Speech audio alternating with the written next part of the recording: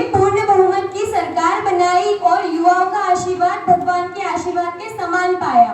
हमने पूर्ण बहुमत की सरकार बनाई और युवाओं का आशीर्वाद भगवान के आशीर्वाद के समान पाया। देश को ले जाना है ऊंचाइयों की ओर, देश को ले जाना है ऊंचाइयों की ओर। इसलिए हमने देश को कौशल शक्ति से परिपूर्ण नया युवा नेता दिलाया, नया युवा नेता दिलाया। विदेश मंत्री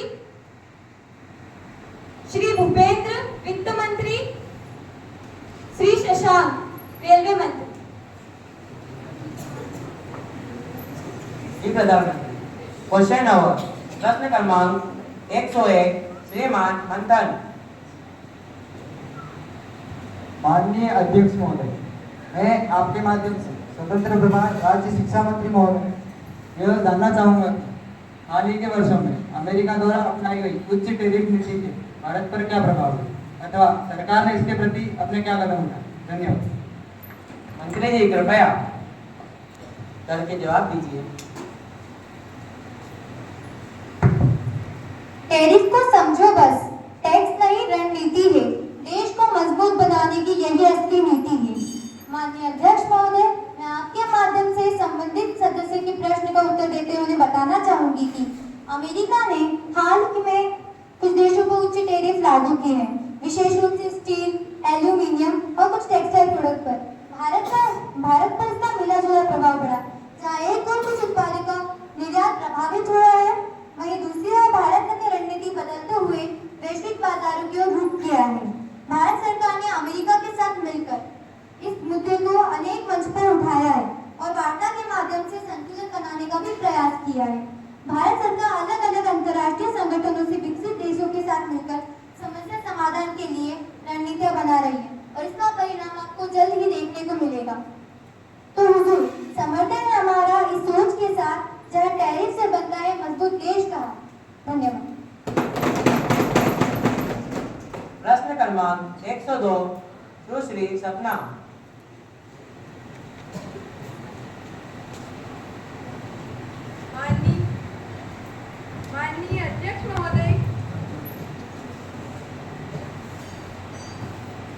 माननीय अध्यक्ष महोदय, मैं आपके माध्यम से रक्षा मंत्री से ये जानना चाहती हूँ कि भारत अपनी सीमाओं की सुरक्षा के लिए क्या कदम उठा रहा है। पर खासतौर पर चीन और पाकिस्तान के साथ हमारे संबंधों को देखते हुए क्या आप बता सकते हैं कि सरकार ने भारतीय सेना को आत्मनिर्भर होने के लिए क्या पहल की है? न हमें सेना की आड़ में राजनीति मंजूर है, न हमें छोटे वादों में लिपटी कोई महफूज हजारों की तर्जुमों की दास्तान मंजूर है। हम विपक्ष हैं, सवाल पूछना हमारा धर्म है। देश से बड़ा कोई दल नहीं, यही हमारा कर्म है। रक्षा मंत्री जी कृपया। माननीय अध्यक्ष महोदय, हमारी सरकार यह भली भांति जानती है कि देश की सुरक्षा एक अहम और जरूरी मुद्दा है। इसीलिए हमारी सरकार भारत की सीमाओं की सुरक्षा सुनिश्चित करने के लिए कई स्तरों पर काम कर रही है। इसमें सीमावर्ती इलाकों में अत्याधुनिक निगरानी प्रणाली की स्थापना, सैन्य तैनाती में वृद्धि और नई तकनीकों को अपनाना शामिल है। इसके साथ ही हम पड़ोसी देशों के साथ कूटनीतिक माध्यमों से विवादों को हल करने का भी प्रयास कर रहे हैं। और रही बात सेना को आत्मनिर्भर बनाने की, तो उसके लिए हमने आत्मनिर्भर भारत अभियान के अंतर्गत मेक इन इंडिया को प्राथमिकता दी है। इसके तहत स्वदेशी हथियारों और रक्षा उपकरणों का निर्माण हो रहा है। हम निजी और सार्वजनिक क्षेत्र की कंपनियों के साथ मिलकर लड़ाकू विमानों, टैंक और मिसाइल जैसे उपकरणों का उत्पादन कर रहे हैं। यह कदम सेना की ताकत बढ़ाने और विदेशी निर्भरता कम करने के लिए लिया गया है। धन्यवाद। मंत्री जी, आपकी आवाज में आत्मविश्वास कम और घबराहट ज्यादा झलक रही है। अपना ही गरिमा को बनाए रखे ये संसद भवन है। प्रश्न क्रमांक 103 श्रीमान Shivraj.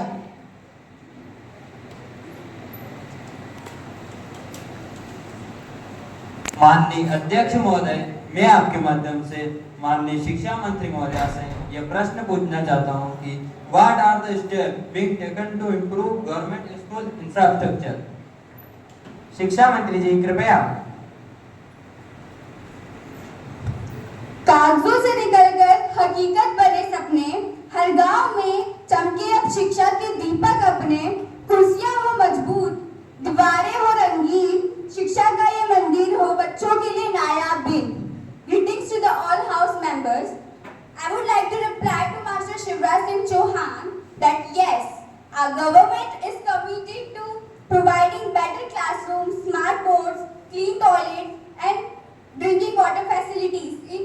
government school. And new initiatives like school rejuvenation programs are also in progress. माननीय शिक्षा मंत्री जी, आपने बड़ी शान से डिजिटल इंडिया, स्मार्ट क्लासरूम और न्यू एजुकेशन पॉलिसी की बात कही है, लेकिन जरा ये बताइए कि इन योजनाओं का असली मकसद क्या है? असली मकसद बच्चों को पढ़ाना है या नेताओं के भाषणों में तुकबंदी बिठाना है? जानते जो कि जमीनी हकीकत तो कुछ और ही है। कई सरकारी स्कूलों में अभी तक ब्लैक बोर्ड तक नहीं है और आप स्मार्ट बोर्ड की बात करते हैं।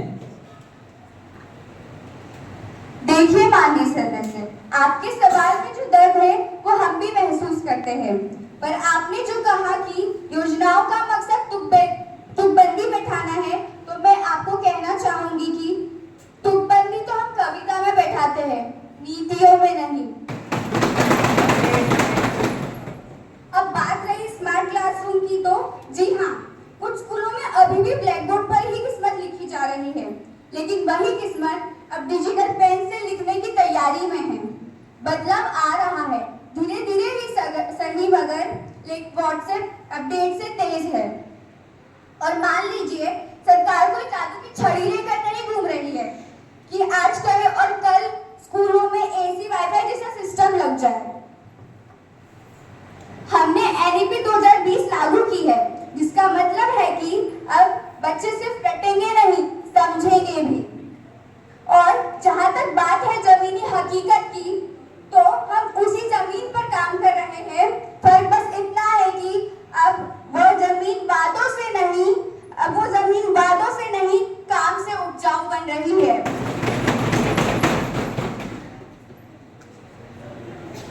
माननीय मंत्री महोदया, नारे नहीं अब नतीजे दिखाइए, नारे नहीं अब नतीजे दिखाइए। बेटियों के लिए जमीनी बदलाव लाइए, बेटियों के लिए जमीनी बदलाव लाइए। देख के पोस्टर पर हंसती बच्चियां नहीं चाहिए, पोस्टर पर हंसती बच्चियां नहीं चाहिए। हमें असल जिंदगी में मुस्कुराती बेटियां चाहिए, मुस्कुराती बेटियां चाहिए। माननीय मंत्री महोदया, हम बेटी बचाओ बेटी पढ़ाओ के नारे तो सरकारी स्कूलों की दीवारों से लेकर सरकारी विज्ञापनों में खूब पढ़ते हैं, लेकिन क्या इसका वाकई जमीन पर चल रही है या बस एक राइमिंग स्कीम बनकर रह गई है? क्योंकि बेटियों को पढ़ने के लिए उन्हें स्कूल तक सुरक्षित पहुंचने दीजिए और फिर पढ़ाई की बात कीजिए। माननीय सदस्य, आपकी बात सुनकर लगा कि आप व्यंग में ही वो सच कह गए जो अक्सर रिपोर्ट में भी छूट जाता है। सच में बेटी बचाओ बेटी पढ़ाओ कुछ लोगों के लिए अब बस एक राइमिंग स्कीम लगती है, पर हमारे लिए ये एक जिम्मेदारी है, एक मूवमेंट है। अब देखिए, दीवारों पर नारा लिख देना आसान है, लेकिन बेटियों को समाज की तंग गलियों से लाकर क्लासरूम में बिठाना यह असली काम है। और ये काम हम कर रहे हैं।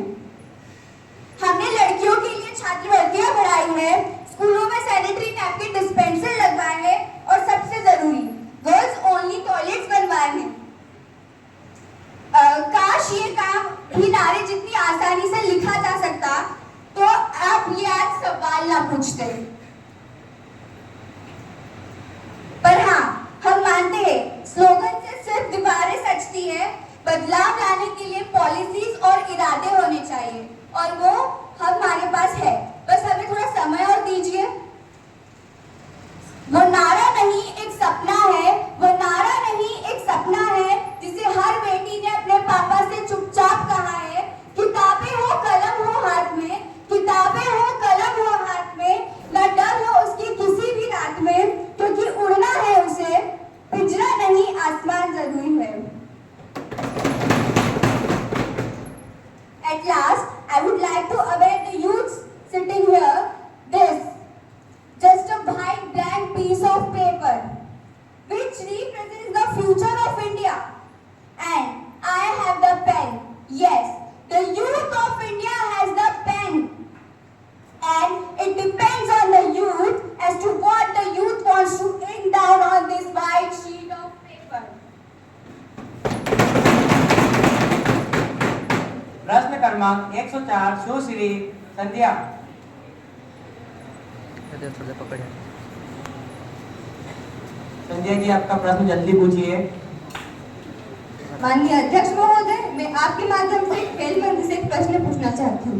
सरकार द्वारा खेल शिक्षा को बढ़ावा देने के लिए कई दावे किए जाते हैं, लेकिन जमीनी हकीकत तो यह है कि आज भी कई खिलाड़ी लाखों होनहार खिलाड़ी इन सुविधाओं से वंचित है। न उन्हें सही से प्रशिक्षण मिल रहा है और न ही किसी योजना का लाभ। और महिला खिलाड़ियों को आगे बढ़ाने के लिए भी सरकार ने क्या ही कदम उठाए हैं। धन्यवाद। खेल मंत्री जी कृपया। माननीय अध्यक्ष महोदय, मैं आपके माध्यम से विपक्ष को स्पष्ट करना चाहता हूं कि सरकार ग्रामीण और दूर दराज के इलाकों में खेल सुविधा के विस्तार के लिए अनेक योजनाएं लागू कर रही है, जिससे हजारों युवाओं को अवसर मिले। पारदर्शिता बढ़ाने के लिए हमने चयन प्रक्रियाओं को पूरी तरह डिजिटल किया है, जिससे भ्रष्टाचार और पक्षपात पर काबू पाया जा रहा है, जिससे हमारे खिलाड़ी ओलंपिक तक अपना परचम लहरा रहे हैं। महिला खिलाड़ी की सुरक्षा के लिए विशेष प्रोटोकॉल और शिक्षा क्षेत्र को मजबूत किया है। सरकार पूरी निष्ठा और प्रतिबद्धता के साथ इसे सुधारने के लिए काम कर रही है। और विपक्ष के प्रश्नों को सुनकर ऐसा लग रहा है या तो उन्हें कुछ दिखता नहीं या फिर वो कुछ देखना ही नहीं चाहते। संजय जी बैठिए। नहीं बैठिए आप। जो वादे हुए थे बैठिए ओलंपिक संजय मेडल जी लाने आप। के, खो-खो जैसे स्कोरबोर्ड पुराने जमाने के, खेल नीति नहीं सिर्फ पोस्टर छपवाए गए, संविधान पर नहीं जश्न पर पैसे उड़ाए गए। हमारा क्या कहना, बैठ जाइए आप। माननीय मंत्री जी, आप विदेश विभाग के नाम से भली भांति परिचित होंगे, जो ओलंपिक जितने बड़े स्तर पर जाने के बावजूद भी सिर्फ 100 ग्राम वजन ज्यादा होने के कारण फाइनल से डिस्क्वालीफाइड कर दी गई। यह आपके निरीक्षण और परीक्षण की लापरवाही को दर्शाता है। आप अनेक योजनाएं लाने का वादा करते हैं, लेकिन अगर देश में ऐसी घटनाएं घटती रही तो कौन विश्वास करेगा आपकी व्यवस्थाओं पर।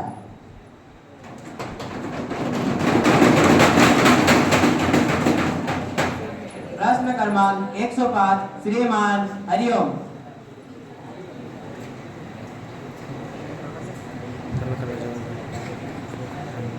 मेरे दादाजी कहा करते थे, जिंदगी में एक बार आपको एक डॉक्टर, एक वकील, एक पुलिसकर्मी और एक धर्म निर्देशक की जरूरत पड़ती है, लेकिन हर दिन में 3 बार आपको एक किसान की जरूरत पड़ती है। माननीय अध्यक्ष महोदय, मैं आपके माध्यम से श्री कृषि मंत्री से यह जानना चाहता हूं कि युवाओं को कृषि के क्षेत्र में शामिल करने के लिए सरकार क्या कर रही है, और वह इस बात पर भी प्रकाश डालें कि देश में किसानों की फसल खराब होने पर आर्थिक सहायता प्रदान करने के लिए सरकार की क्या योजना है। कृषि मंत्री जी कृपया। कृषि की धरती पर जब युवा कदम बढ़ाएंगे, नवचार की फसलें हर खेत में लहराएंगे, आत्मनिर्भर भारत का सपना साकार होगा। युवाओं के हाथों में कृषि का ताज होगा। के हाथों में कृषि का ताज होगा। माननीय अध्यक्ष महोदय, मैं आपके माध्यम से यह बताना चाहता हूं कि युवाओं को कृषि में शामिल करने के लिए हमारी सरकार ने अटल और स्टार्टअप इंडिया जैसी योजनाएं शुरू की है। इसके तहत इनोवेशन मिशन कृषि आधारित स्टार्टअप को प्रोत्साहित किया जा रहा है। इसके अलावा एग्रीटेक और जैविक खेती में भी युवाओं को प्रशिक्षित किया जा रहा है। और उन्हें यह भी बताना चाहता हूं कि सरकार ने प्रधानमंत्री फसल बीमा योजना शुरू की है, जिसमें किसानों को प्राकृतिक आपदाओं और कीट और रागों के कारण फसल खराब होने पर बीमा के रूप में सहायता प्रदान की जाती है। यह योजना सरल और किफायती है और इसका उद्देश्य किसानों को आर्थिक रूप से सुरक्षित करना है। माननीय महोदय, हरिओम जी बैठिए। माननीय महोदय, हरिओम जी बैठ जाइए। हमारा कहना बैठ जाइए। मैं आपके माध्यम से कृषि मंत्री से एक और प्रश्न पूछना चाहता हूं कि किसानों की उनके फसल का उचित मूल्य नहीं मिल पा रहा है। यहाँ पे हम लड़ने नहीं आए, हम एक दूसरे की हल करने आए समस्या का। आप बैठिए, आपसे क्या करना है? आप बैठिए पहले। आप बैठिए। हमने क्या कहा आपसे? पहले बैठिए। हमने आपसे कहा बैठिए आप। हमने संजय जी को भी मना कहा था बोलने का, फिर ये बोलिए आप बैठ जाइए, नहीं तो फिर हमको आपका हमको कोई एक्शन लेना पड़ेगा। मान्यवर, आप बैठिए। हमने क्या कहा? हमने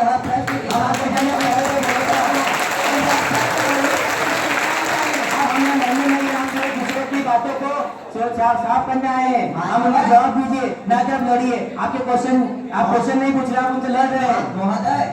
महोदय यह प्रश्न किसानों का है, ना कि किसानों का है, बात मानी जा रही है, बात आप उनसे लड़ रहे हैं, ना कि क्वेश्चन कर रहे हैं। मान्यवर, मैं माफी चाहता हूं, पर यह प्रश्न मुझे पूछने दीजिए। फटाफट पूछिए फिर। माननीय अध्यक्ष महोदय, मैं आपके माध्यम से कृषि मंत्री से यह प्रश्न पूछना चाहता हूं कि किसानों को उनकी फसल का उचित मूल्य नहीं मिल पा रहा है। किसानों की आमदनी दुगनी करने के लिए सरकार क्या कदम उठा रही है? धन्यवाद।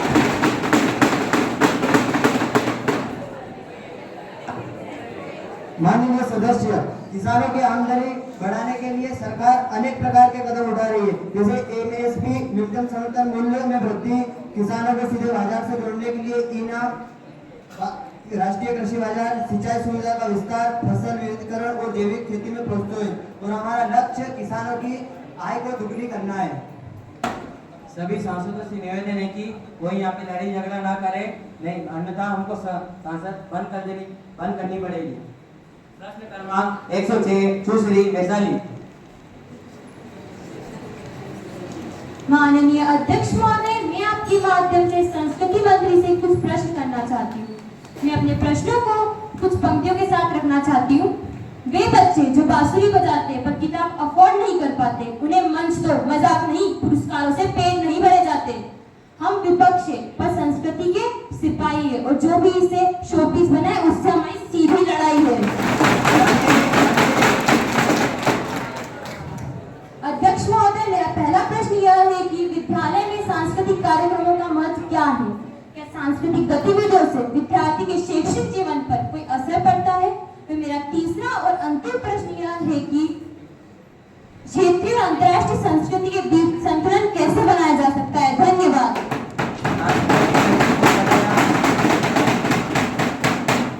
माननीय अध्यक्ष महोदय, मैं आपके माध्यम से सुश्री वैशाली को बताना चाहूंगी कि शब्द हमारे शोर नहीं, संस्कृति की पुकार है।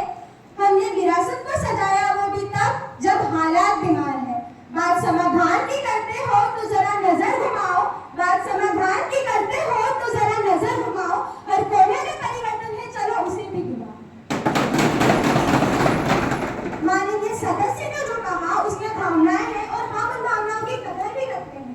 पर मैं कहना चाहूंगी कि जो बच्चे बांसुरी बजाते हैं, आपके शब्दों में शोर ज्यादा है,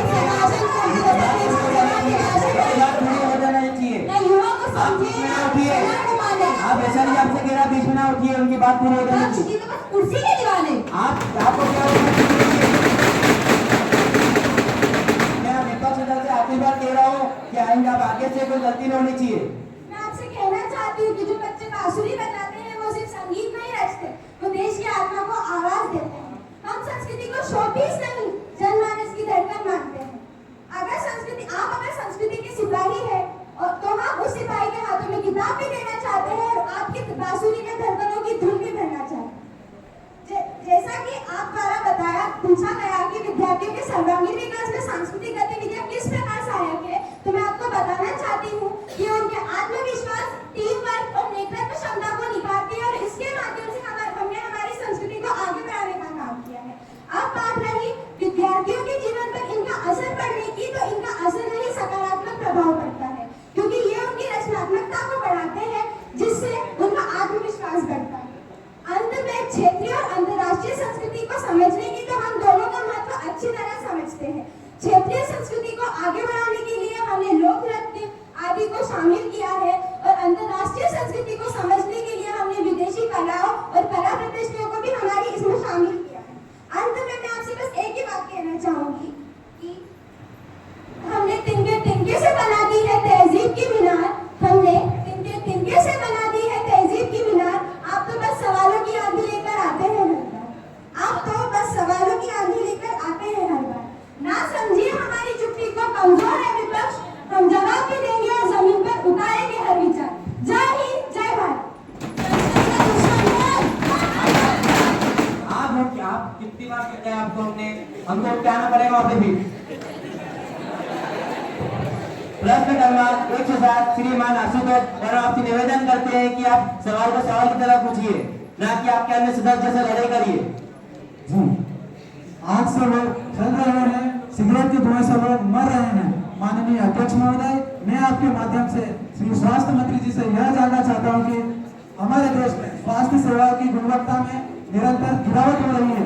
इसके कारणों और सरकार द्वारा उठाए गए कदमों के बारे में आप क्या कहेंगे और देश में बढ़ते मानसिक स्वास्थ्य समस्याओं के समाधान के लिए सरकार क्या कदम उठा रही है? स्वास्थ्य मंत्री जी कृपया।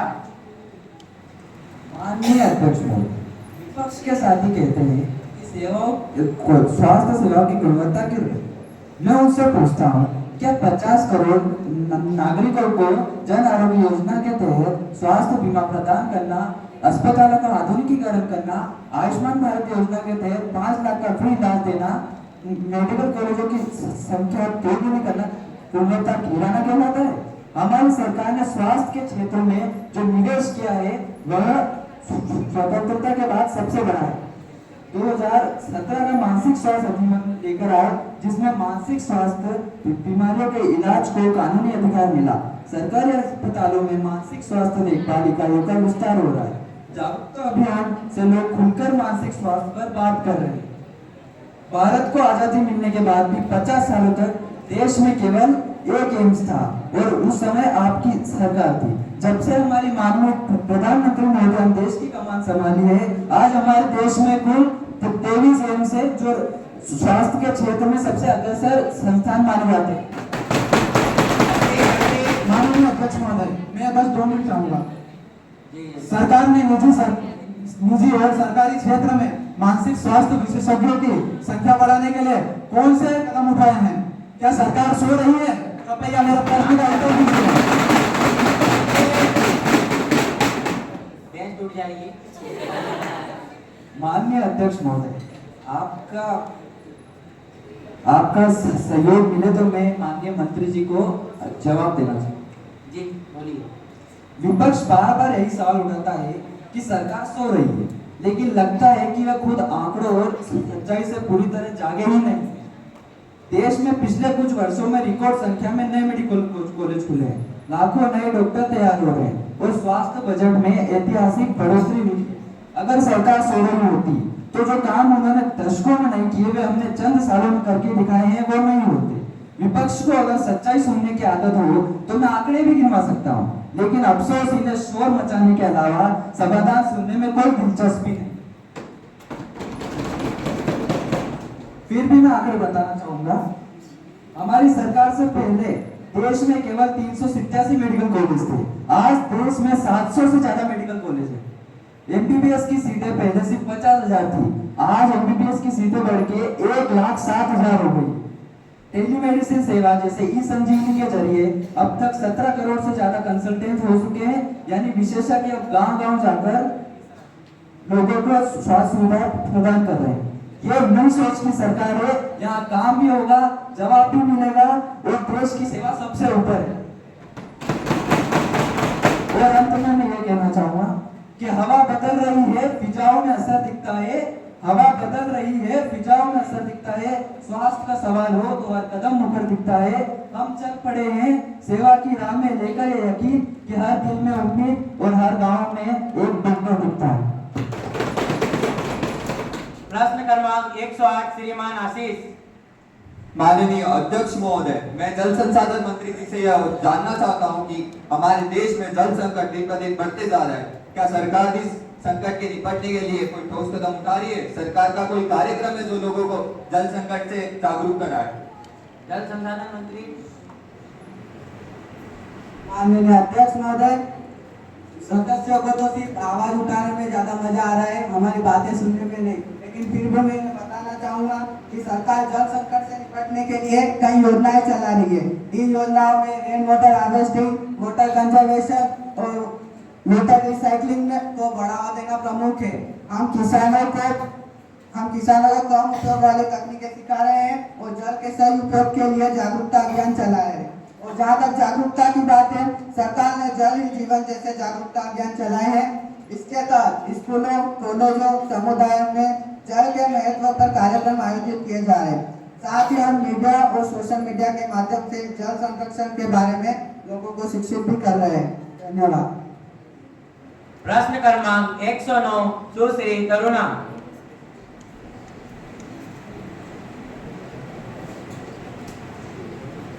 माननीय अध्यक्ष महोदय, मैं आपके माध्यम से कौशल विकास और रोजगार मंत्री जी से यह जानना चाहती हूँ कि कौशल विकास और रोजगार के क्षेत्र में सरकार द्वारा क्या प्रयास किए गए हैं, इसके बारे में विस्तार से बताइए। क्या आप यह बता सकते हैं कि कौशल विकास में अधिक युवाओं को कैसे जोड़ा जा सकता है और क्या सरकार के पास इसका कोई रणनीति है?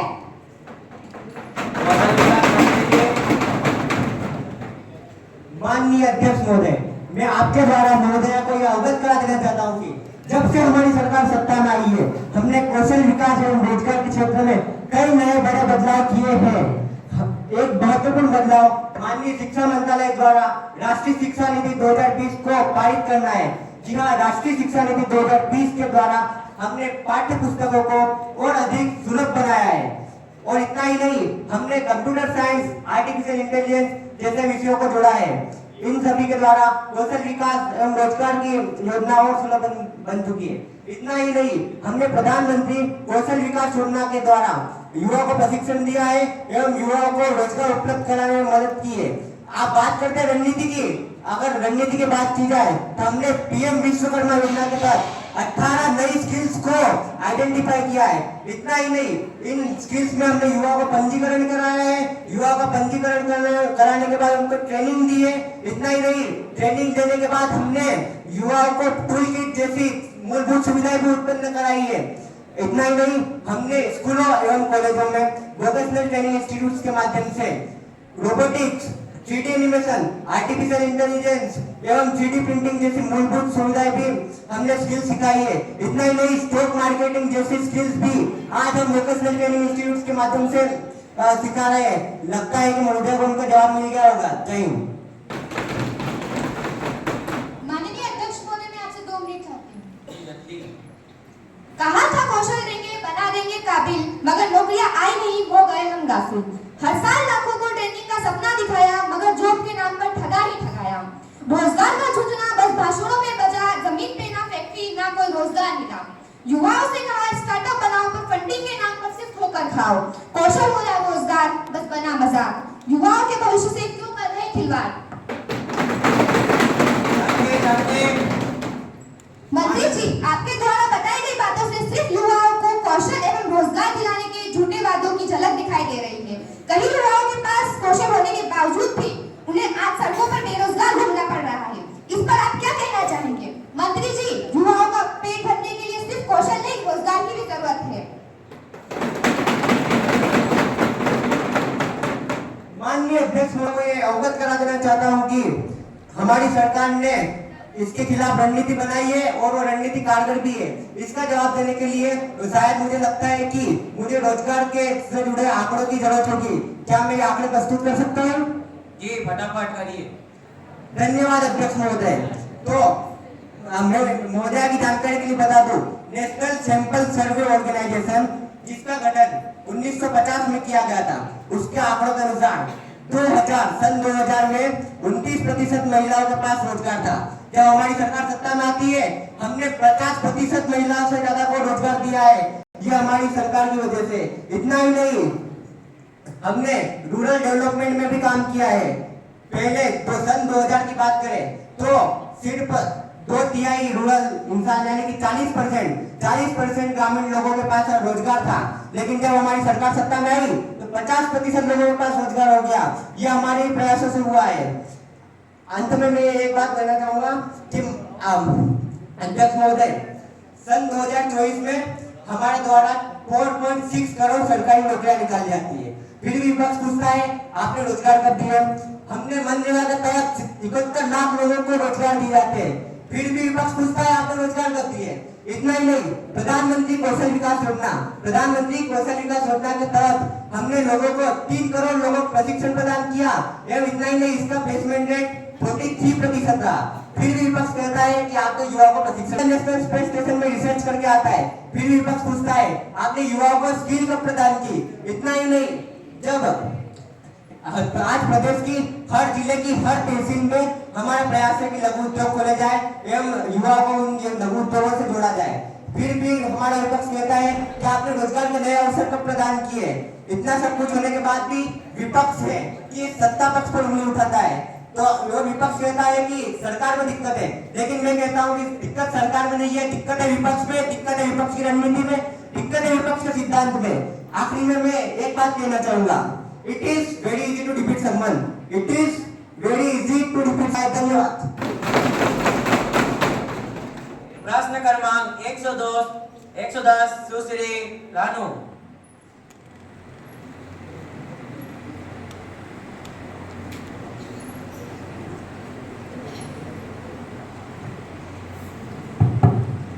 माननीय अध्यक्ष महोदय, मैं आपके माध्यम से माननीय मंत्री जी से यह पूछना चाहती हूँ कि देश में पेट्रोल और डीजल की कीमतें लगातार बढ़ रही है, इसके लिए आपकी सरकार क्या कदम उठा रही है? बदलोगे तो नजारे बदल जाते हैं, सोच को बदलोगे तो सितारे बदल जाते हैं, दिशा को बदलने की जरूरत नहीं है, कश्तियां खुद बदल जाती है। आदरणीय अध्यक्ष महोदय, शेरों शायरों से काम आप नहीं होगा। देखिए, उनका जवाब देना दीजिए। आपको बोला विपक्ष दल सामने बैठा, चुप्पी साधे बैठा है, अंधारे पर चुप्पी साधे बैठा है, आंखों पर अंधारी जैसे चक्कर मारे बैठा है।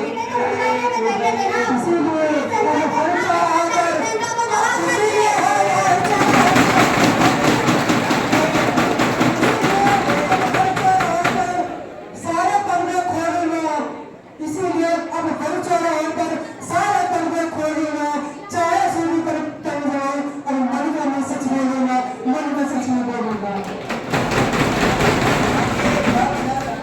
आदरणीय अध्यक्ष महोदय, मैं आपके माध्यम से माननीय सदस्य को बताना चाहता हूँ कि पेट्रोल और डीजल की कीमतें अंतर्राष्ट्रीय बाजार में कच्चे तेल पर निर्भर करती हैं। हाल ही में सरकार ने जनता को राहत देने के लिए उत्पादन शुल्क और बेड में कमी कर जनता को राहत दी।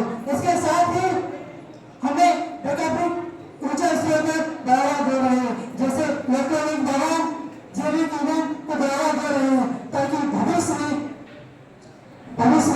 ईंधन पर निर्भरता कम की जा सके।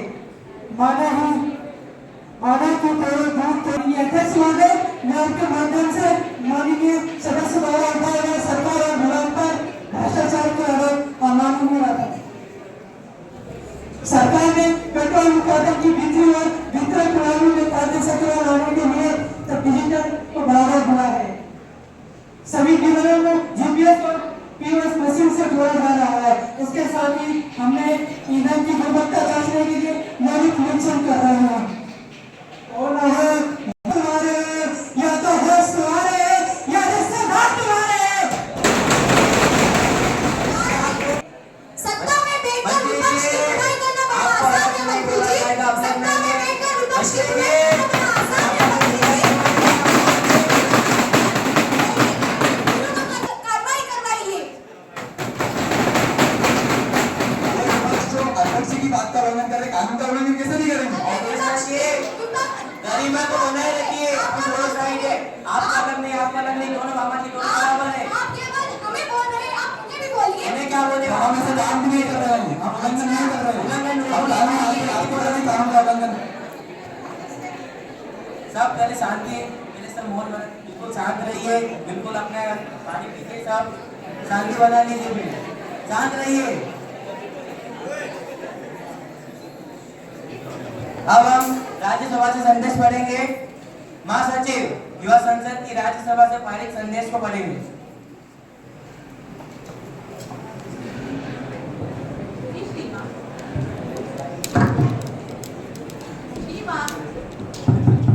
मुझे युवा संसद में राज्यसभा के महासचिव से प्राप्त जरूरी संदेश की सूचना दे दी गई। युवा संसद के प्रक्रिया तथा कार्य संचालन विभाग के अनुसार मुझे रेलवे यात्री सुविधाएं सुधार विधेयक 2014 के प्रति सभा पटल पर रखने का निर्देश प्राप्त हुआ है, जो 5 फरवरी 2014 को लागू किया गया। महासचिव राज्यसभा द्वारा पारित किए गए विधेयक का प्रति पटल पर रखेंगे। महोदय, मैं राज्यसभा द्वारा पारित किए गए एक प्रति 0 मिस तरुणा। माननीय अध्यक्ष महोदय, मैं आपके माध्यम से सदन के सभी सदस्यों को अवगत कराना चाहती हूँ कि राजनीति में जातिवाद और धार्मिक आधार पर वोट बैंक की राजनीति एक बड़े समाज में तनाव और विभाजन की भावना बढ़ती है। उदाहरण, चुनाव के दौरान जातिवाद या धार्मिक भेदभाव को बढ़ावा देने वाले बयान,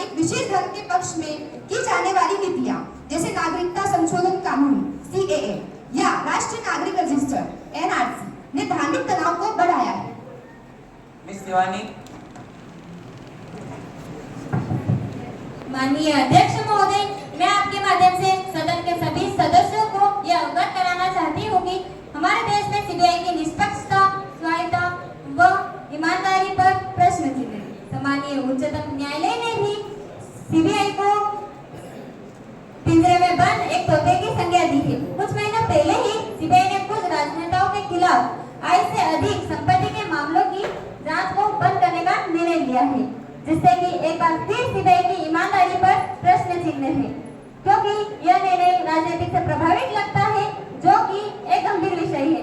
अतः मेरा सरकार से निवेदन है कि इसकी तत्काल जांच करवाई जाए व राजनेताओं के खिलाफ वर्तमान में चल रही जांच को बंद करने के बजाय तुरंत नए सिरे से जांच करवाई जाए तथा सीबीआई की स्वायत्ता के लिए सदन में यथाशीघ्र विधेयक लाए जाए। धन्यवाद।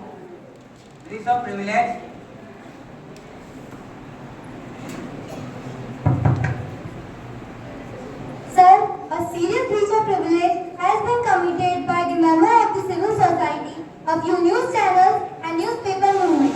While commenting on the draft of Land Acquisition Bill 2013 approved by Parliamentary Standing Committee, all the said attributed this as motives and expressed their doubt about the integrity of the world political class and all the honorable member of the Parliament. I therefore request to allow me to raise a question on that matter now. Miss Hansa, have you given notice of it earlier? You may give due to notice along with a copy of newspaper cutting a statement made by the civil society member of the recorded. I shall consider it. You cannot spring a surprise on me like this. I have already given notice at 10:50 a.m. today. It will be examined. When it's come to me, I shall consider it and let you know my decision. Now time to welcome the delegates.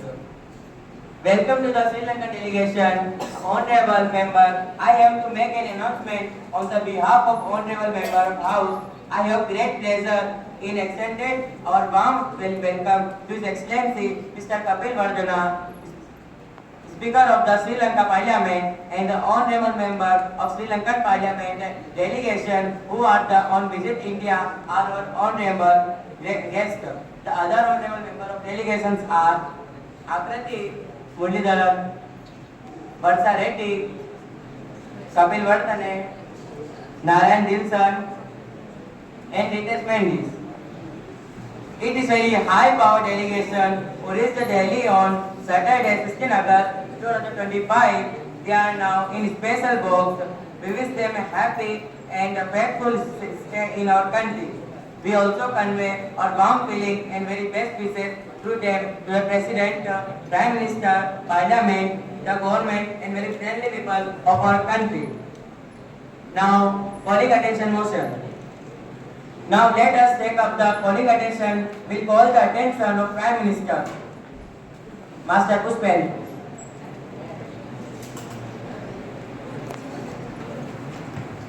माननीय अध्यक्ष महोदय, मैं आपके माध्यम से माननीय सदन का एक बार फिर से उस गरीबी की ओर ध्यान आकर्षित करना चाहता हूँ।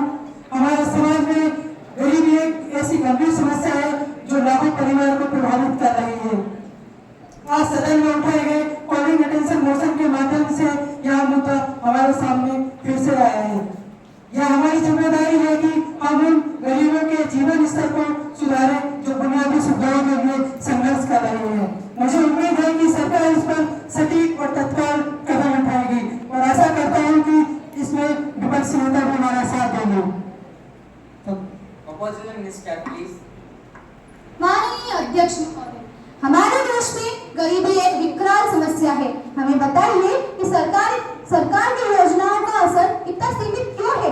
कॉलिंग अटेंशन मोशन के तहत इस मुद्दे से साफ जाहिर होता है कि सरकार ने गरीबों के लिए कोई ठोस कदम नहीं उठाए हैं। मैं पूछती हूँ कि सरकार कब तक ऐसे ही चुपचाप बैठी रहेगी और कब गरीबों के लिए कोई ठोस कदम उठाएगी?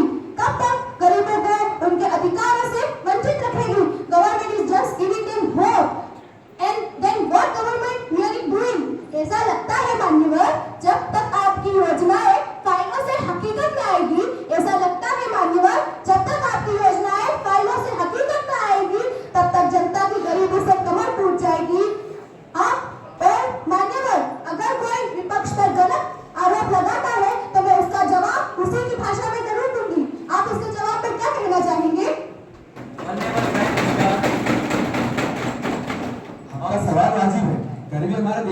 बड़ी चुनौती है, लेकिन सरकार सिर्फ बातें नहीं कर रही बल्कि जमीनी तौर पर बदलाव भी ला रही है, जैसे कि लाखों युवाओं को रोजगार, कौशल विकास योजनाएं, किसानों को सीधी मदद, सस्ती शिक्षा, स्वास्थ्य सेवाएं और हर गरीब के लिए पक्का मकान। बदलाव में समय लगता है, हमें पता है ये बात। हमारी सरकार ने उठाना है कि ना तो भूखा सोएगा ना तो बेघर रहेगा, और हमारी सरकार का लक्ष्य है गरीबी हटेगी और भारत आगे बढ़ेगा। और हाँ, we are not just giving them words, we are delivering results. Our bills are not on paper, they are on the ground, transforming lives and ensuring that poverty becomes history, not destiny. Let's see. Opposition Minister, Honorable Prime Minister, Master Yashraj, माननीय अध्यक्ष महोदय, प्राकृतिक आपदा एक हमारे देश के लिए एक गंभीर चुनौती है। जब यह घटनाएं होती है तो हमारी प्राथमिकता उन लोगों की मदद करना होता है। टेंशन मोशन के माध्यम से उठाए गए इस मुद्दे पर मुझे विश्वास है कि सरकार ने तत्काल राहत कार्य शुरू किया है। मैं उम्मीद करता हूं कि सभी संसदीय सदस्य इस गंभीर समय में अपने कर्तव्य का पालन करेंगे और हम सभी मिलकर प्रभावित क्षेत्रों में पुनर्निर्माण कार्य में सरकार का साथ देंगे। अंततः मैं अटल जी की कुछ लाइनों के साथ अपनी वाणी को विराम दूंगा। ना हार में ना जीत में, कुंचित नहीं भयभीत में, ना हार में ना जीत में, कुंचित नहीं भयभीत में, कर्तव्य पथ पर जो मिला यह भी सही वो भी सही, वरदान नहीं मांगूंगा हो कुछ पर हार नहीं मानूंगा, हो कुछ पर हार नहीं मानूंगा।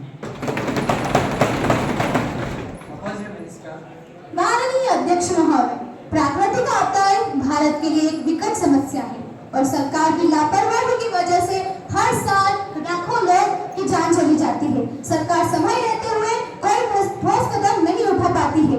कॉलिंग अटेंशन मोशन के माध्यम से उठाए गए इस गंभीर मुद्दे पर सरकार की प्रतिक्रिया न केवल अधूरी है बल्कि इसमें देर भी हुई है। हम सरकार से पूछते हैं कि सरकार प्रभावित क्षेत्रों के लिए रेस्क्यू और रिकंस्ट्रक्शन के लिए कौन सी योजनाएं लागू कर रही है।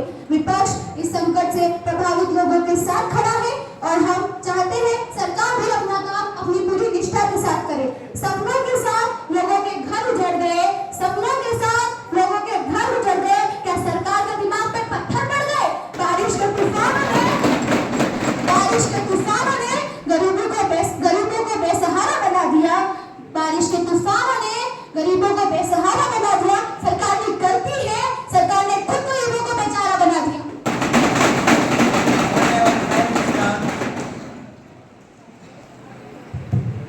माननीय अध्यक्ष महोदय, मैं आपके माध्यम से नेता प्रतिपक्ष माही जी को ये बता देना चाहती हूँ कि आज कॉलिंग अटेंशन मोशन के तहत प्राकृतिक आपदा के कारण उत्पन्न स्थिति पर हमारी प्रतिक्रिया स्पष्ट है।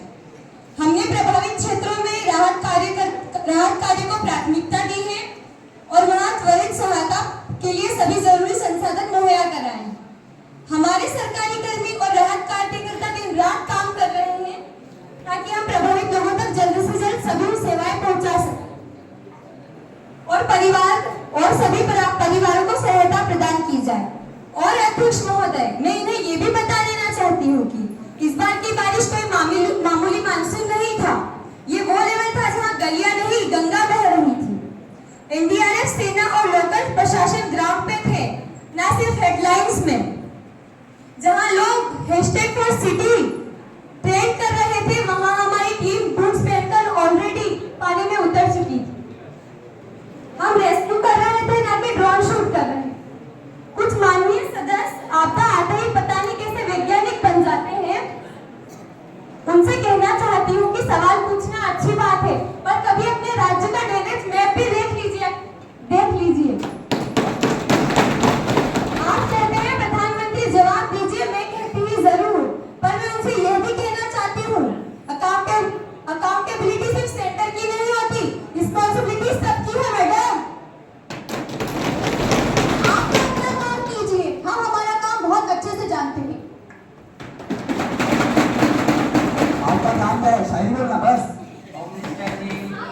आपसे हटा बदल लीजिए। शायरी में हम काम करेंगे। अरे देखते हैं। पर आगे तो देशवासियों को। Now, bill for consideration. Now the House will take up consideration to the National Sports Development Bill 2025 that already has been introduced in last session. Sport Minister, please.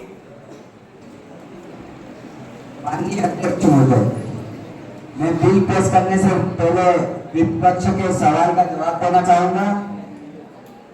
मुझे अपने सत्ता पक्ष की ओर से जितनी भी नीतियां लागू की गई है वो सारी सफल दिख रही है, पर विपक्ष पे वो असफल दिख रही है। तो कृपया इन सबसे मैं आग्रह करना चाहूंगा कि उनको भी अपनी नीतियों का लाभ दे।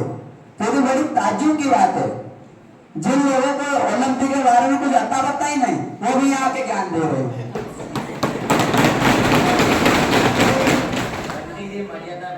मर्यादा बना रहे हैं वो, आप विपक्ष को बोलिए। नहीं, हम बोल रहे हैं उनको जब भी। तो वो मान भी नहीं रही। मर्यादा केवल पक्ष के लिए ही क्यों? विपक्ष के लिए भी है। है। प्राइम मिनिस्टर जी, आपकी मर्यादा में ही है। जी बंटी जी बोलिए। हाँ, तो मैं राष्ट्रीय खेल विधेयक 2025 पर विचार करने जा रहा हूँ। मुझे राष्ट्रीय खेल विधेयक 2025 पर विचार करते हुए अत्यंत प्रसन्नता हो रही है। यह खेल के इतिहास में एक मील का पत्थर साबित होगा। इस विधेयक के मूल उद्देश्य भारत में खेलों के विकास, अंतरराष्ट्रीय प्रतियोगिताओं में भाग लेने के लिए राष्ट्रीय टीमों का संबंध, स्वायत्त खेल निकायों का निष्पक्ष एवं पारदर्शी संचालन तथा खिलाड़ियों के कल्याण हेतु उपाय करना। खेलों में नैतिक आचरण को बढ़ावा देना, जिसमें डोपिंग प्रथा, आयु संबंधित धोखाधड़ी और खेलों में महिलाओं के यौन उत्पीड़न का उल्लंघन शामिल है। खेलों और उनके संबंधित या अनुषंगी मामलों से संबंधित अपीलों की सुनवाई और न्याय हेतु एक खेल विवाद निपटान एवं अपीलीय न्यायाधिकरण का गठन स्थापन करना। धन्यवाद। मंत्री जी, आपकी बातें उचित है, लेकिन आपके शब्द आपको समझा दिया, आपको अलग से सत्य महोदय, कृपया मंत्री जी को मर्यादा में रहने की सलाह दे। ये मर्यादा में बोला। संसद अगर अब ये बात आपको बोलेंगे तो आपको मिर्ची लग जाएगी। इसलिए आप आपकी मर्यादा में सही शब्दों का प्रयोग हम सही शब्दों का इस्तेमाल कर रहे हैं, बट आप अलग से बोले, उनको हमने समझा दिया। ये सही शब्द नहीं थे। सही शब्द है। संध्या जी, वो पक्ष भी नहीं है। प्राइम मिनिस्टर जी आपको पहले से बोल चुके हैं, आप भी वापस बोल रहे हैं। मिस जिमी, भाई आप अपनी कुर्सी की गरिमा को बनाए रखें। हमने रखी है अपनी गरिमा को बनाए के, आपने शुरू करी है, बिगाड़ नहीं। कृपया संध्या जी, मैं करूं कंटिन्यू? माननीय अध्यक्ष महोदय, मैं इस बिल का समर्थन करती हूँ क्योंकि हमारे देश की जो राष्ट्रीय स्तर की टीमें हैं, उन्हें अंतर्राष्ट्रीय स्तर तक खेलने के लिए प्रशिक्षक की आवश्यकता है, जिसका प्रावधान इस बिल में है। इस बिल में खेलों में जो विवाद होते हैं, उनका निपटारा करने के लिए एपेलेट स्पोर्ट ट्रिब्यूनल का प्रावधान है, जो किसी भी प्रकार के विवाद का सही निपटारा करने में सहायक होगा।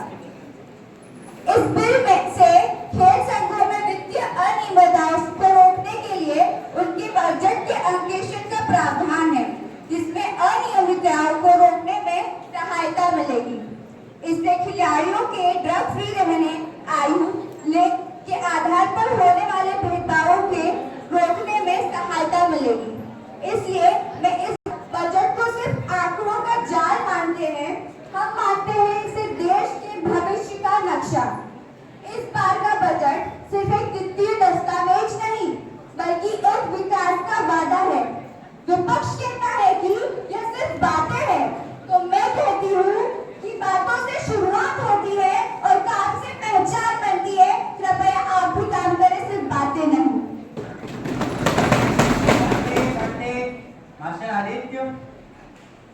Honorable Speaker, sir, I strongly favor this bill for the development of sports activity in our country due to the following reasons.